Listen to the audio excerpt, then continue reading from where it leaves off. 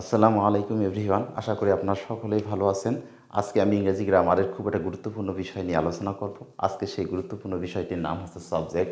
আমি এই সাবজেক্ট টপিকটাকে 3টা ভাগে ভাগ করছি। প্রথম পর্যায়ে আমি সাবজেক্টের সংজ্ঞা বোঝাবো।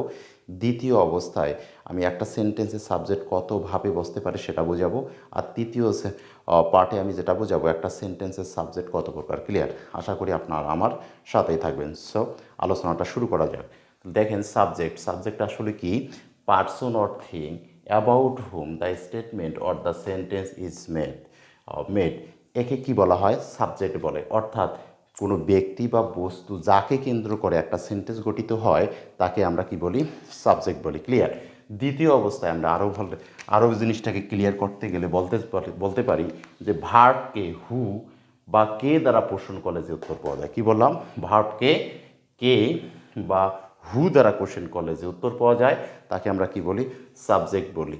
তৃতীয় অবস্থায় আমরা জিনিসটাকে আরও ক্লিয়ার করতে পারি যে যাকে কেন্দ্র করে ভার্ব সিঙ্গুলার বা প্লুরাল হয়। কি বললাম? যাকে কেন্দ্র করে ভার্ব সিঙ্গুলার বা প্লুরাল হয় তাকে কি বলা হয়? সাবজেক্ট বলে। আমরা উদাহরণ হিসাবে বলতে পারি, Ayra runs in the field. এই সেন্টেন্সটার মধ্যে ভার্ব কিন্তু রান। এই রানের পূর্বে কিন্তু কি বসছে? আয়রা বসছে। সো এইখানে এই আয়রাকে যদি আমি বলি যে কে দৌড়ায়, তাহলে এখানে কে দ্বারা কোশ্চেন করলে কিন্তু অ্যান্সার আসে যে আয়রা। কে দ্বারা কোশ্চেন আসলে কি আসে? আয়রা। সো আয়রাটা এখানকার সাবজেক্ট। দ্বিতীয় সেন্টেন্সে যদি আমরা বলি যে শাহিদ ড্রিঙ্কস মিল্ক, এখানে যদি বলি কে পান করে দুধ, অ্যান্সার আসতেছে শাহিদ। সো শাহিদটা হচ্ছে সাবজেক্ট। তৃতীয় সেন্টেন্সের মধ্যে আমরা খেয়াল করি flowers Bloom in the morning. কি ব্লুম, কি এখানে কি দ্বারা যদি কোশ্চেন করি তাহলে অ্যান্সার আসে কিন্তু ফ্লাওয়ার।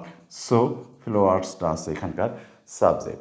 এখন একটা বিষয়, এই সেন্টেন্সটার মধ্যে খেয়াল করে দেখেন যে there is a school in our village.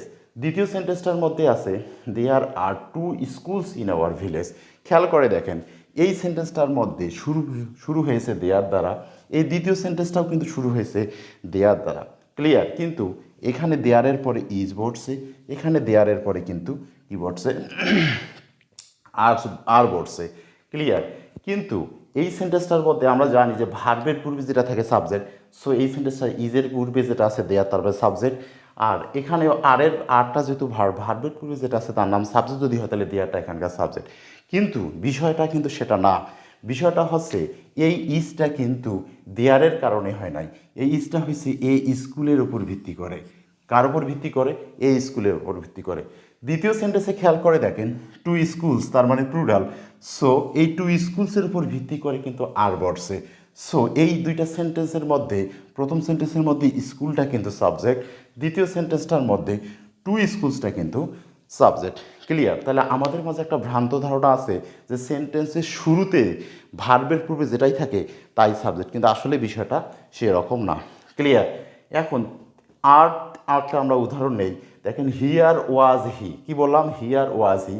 দ্বিতীয় সেন্টেন্সের মধ্যে দেখেন হিয়ার ওয়ার দে। এখানে প্রতিটার ক্ষেত্রে কিন্তু দুইটা সেন্টেন্সের ক্ষেত্রে হিয়ার আছে, হিয়ার, কিন্তু এখানে আছে ওয়াজ, এখানে হয়েছে আবার ওয়ার। সো দেখেন এখানে হির কারণে কিন্তু হয়েছে ওয়াজ, এখানে আবার দের কারণে হয়েছে কিন্তু ওয়াজ।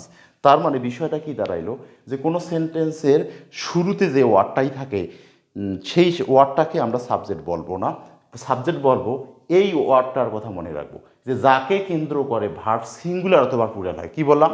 যাকে কেন্দ্র করে ভার্ব সিঙ্গুলার অথবা প্লুরাল হয় তাকেই আমরা কি করব?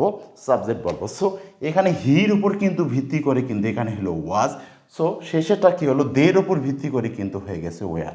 সো এই সেন্টেন্সটার মধ্যে দে এবং এই সেন্টেন্সটার মধ্যে হিটাই কিন্তু সাবজেক্ট। আর আমরা আরেকটা উদাহরণ নেই, sweet are the uses of adversity. দেখেন খেয়াল করে দেখেন সুইটের পরে কিন্তু আসলে ইজ হওয়া দরকার ছিল, বাট হয় নাই। না হয় কি হয়েছে? খেয়াল করে দেখেন আর হয়েছে। তার মানে এই সেন্টেন্সটার মধ্যে প্রকৃতপক্ষে সাবজেক্ট কিন্তু এইটা, দ্য ইউসেস অফ অ্যাডভার্সিটি।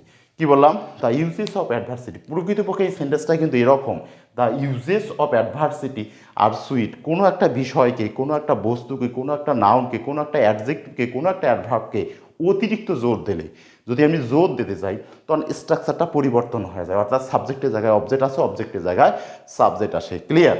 তার মানে খেয়াল করে এই সেন্টেন্সটার মধ্যে প্রকৃতপক্ষে সাবজেক্ট কিন্তু এইটা, the uses of adversity are sweet. Clear? তার মানে এই সেন্টেন্সটার মধ্যে খেয়াল করে দ্বিতীয় সেন্টেন্স, গুড আর দে। কি বললাম? গুড আর দে।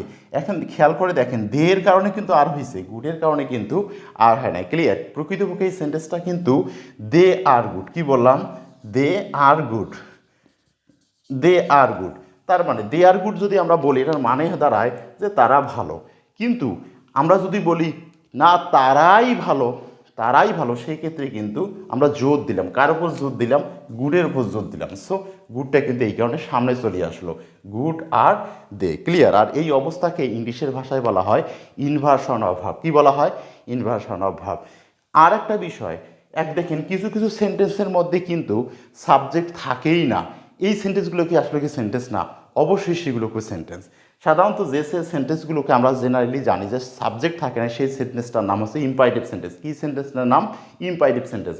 যদি আমি এই সেন্টেন্সটার দিকে খেয়াল করে দেখি, কাম ইন, তারপরে কি বললাম? রিড দ্য বুক। এই দুইটা সেন্টেন্সে কিন্তু ভার্ব নাই। কি নাই? ভার্ব নাই। কিন্তু এইটাও তো সেন্টেন্স। কিন্তু আমরা জানি যে সেন্টেন্স আদেশ, অনুরোধ, উপদেশ, নিষেধ, উপদেশ বোঝায়, এই সেন্টেন্সগুলোকে কি বলা হয়?